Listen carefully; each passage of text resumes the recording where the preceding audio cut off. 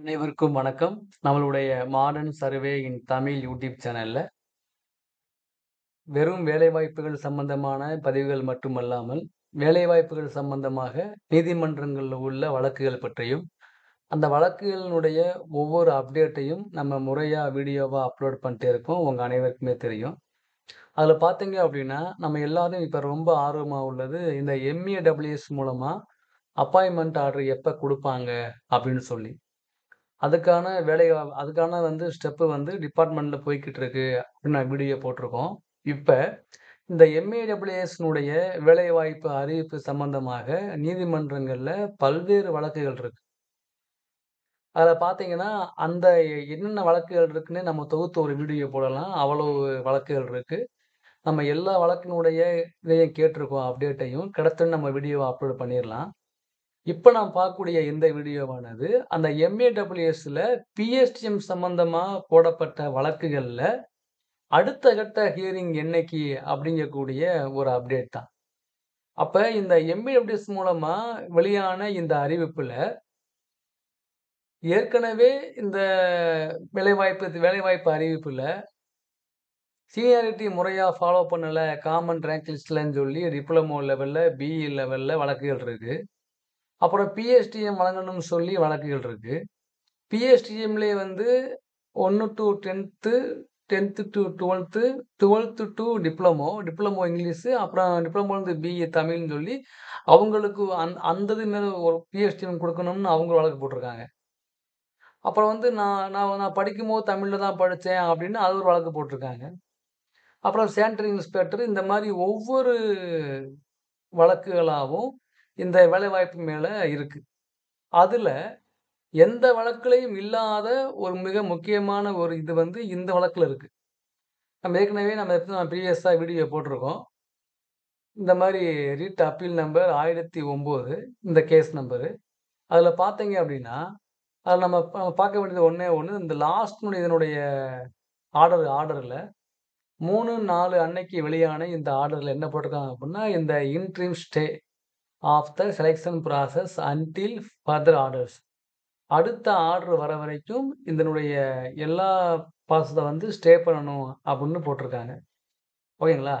இந்த வழக்கு ஏப்ரல் 4க்கு என்ன பண்றாங்க, இத போஸ்ட் பண்றாங்க. அதுக்கு பிறகு பார்த்தீங்கன்னா, அது மே மாசம் ஃபுல்லா அவங்களுக்கு கோர்ட் லீவுனால இது ஹியரிங்க்கு வரவே இல்ல. இப்ப இந்த வழக்கு ஹியரிங்க்கு வந்திருக்கு. அது என்ன சொல்றாங்க அப்டின்னா, இப்ப நீங்க பார்க்கிறது தான் அந்த நான் சொன்னேன்ல இந்த 1009 கேஸ் நம்பர்.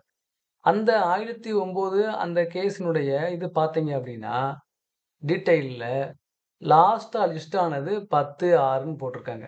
10/6ன்னா நேத்து. நேத்து லிஸ்ட் ஆயிருக்கு. ஆனா உள்ள ஹியரிங்க்கு வரல. ஸோ அப்ப அடுத்த ஹியரிங் எப்ப அப்படின்னு பார்த்தீங்கன்னா, இவங்க ப்ராப்பரா இன்ஃபார்ம் பண்ணியிருக்காங்க. என்னைக்கு வரப்போகுது அப்படின்னா, 25/6ன்னு போட்டிருக்காங்க. ஓகேங்களா?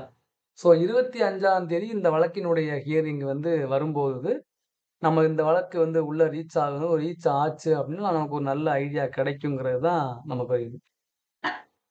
ஸோ நேத்து வரும்போது இந்த வழக்க என்ன பண்ணிட்டாங்க, ஒத்தி வச்சு ஆர்டர் போட்டிருக்காங்க. 25/6ஆம் தேதி ஆர்டர் போட்டிருக்காங்க. 25/6 இந்த வழக்கு உள்ள ரீச் ஆகணும். ரீச் ஆகி அந்த ஒண்ணு அந்த இன்ட்ரிம் அந்த இன்ட்ரிம் ஸ்டே கேன்சல் ஆகணும். அப்படி இல்லன்னா, அவங்களுக்கு பிஎஸ்டிஎம் வழங்கணும். ஏதாவது ஒண்ணு ஃபைனலைஸ் ஆகணும். இல்ல இந்த வழக்கு இந்த கேஸ் எனக்கு பிஎஸ்டிஎம் குடு அப்படின்னு போடப்பட்ட வழக்கு. ஆனா இந்த வழக்குல தான் இன்ட்ரிம் ஸ்டே குடுத்துருக்காங்க. இந்த இன்ட்ரிம் ஸ்டேவ கேன்சல் பண்ணுங்க அப்படின்னு ஒரு வழக்கு போடப்பட்டிருக்கு இல்லையா? அந்த வழக்கினுடைய அவங்க மூவ் பண்ற பொறுத்து தான் இந்த வழக்கு ஸ்டே ஆகுமா? ஆகாதான்னு இந்த இந்த இன்ட்ரிம் ஸ்டே கோர்ட் கேன்சல் பண்றாங்களா? அப்படிலான்னு நம்ம அந்த வழக்க பார்க்கும்போது தான் தெரியும்.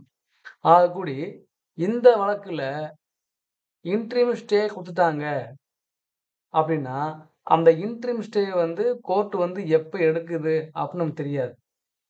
நீதிமன்றங்கள்ல உள்ள வழக்குகள்னால அப்பாயின்ட்மென்ட் ஆர்டர் வர்றது தாமதமாகுதுன்னு சிலர் சொல்றாங்க இல்லையா? அது இந்த வழக்க அவங்க அதுதான் சொல்றாங்க. இன்ட்ரிம் ஸ்டேங்கிறது இடைக்கால ஒரு தடை போட்டிருக்காங்க தடை. அந்த தடைய வந்து நீக்கணும்னு வழக்கு போட்டிருக்காங்க. அதுவும் ஹியரிங் போய்க்கிட்டு இருக்கு. இந்த இன்டர்வியூ ஸ்டே உடைய வழக்கும் போய்க்கிட்டு இருக்கு. ஸோ இந்த இன்டர்வியூ ஸ்டே உடைய வழக்கு வந்து 25 ஜூன் மாதம், அதாவது வர 25 ஹியரிங்க்கு வரும். அப்ப வரும்போது என்ன ஆகுதுன்னு நம்ம வெயிட் பண்ணி பார்ப்போம். இதுதான். அப்ப 3 நாள்ல தான் இந்த இன்டரிம் ஸ்டே புரியுதா பாருங்க. 3 நாள்ல தான் இன்டரிம் ஸ்டே குடுத்து 7 நாள்ல இந்த வழக்கு என்ன பண்ணுது போடுறாங்க.